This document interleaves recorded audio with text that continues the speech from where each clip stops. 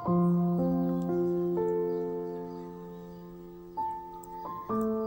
tahu semua sudah digariskan oleh Sang Pencipta. Nasib, kematian, dan jodoh. Mungkin memang bukan kamu.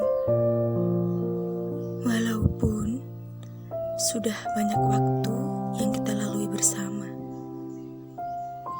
Pahit, manis, suka, dan duka sudah kita rasakan. Singkat, sangat singkat. Lalu, apa yang bisa dilakukan? Tidak ada. Pasrah adalah jawabannya. Di pertemuan yang sesingkat itu, aku labuhkan hatiku di dermaga kasihmu.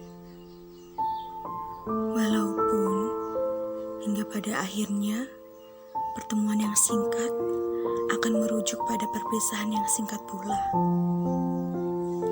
Aku tak mengharapkan kamu kembali. Mungkin ada rumah lain yang sedang kau tuju. Atau mungkin ada rumah lain yang sedang menanti kehadiran kamu. Aku juga tidak menyalahkan waktu. Karena waktu sangatlah berharga. Dengan adanya waktu, kita bisa bertemu. Namun, dengan adanya waktu, kita juga bisa berpisah. Sesingkat apapun pertemuan itu, jika kita memang ditakdirkan untuk bersama, maka kita akan bersama.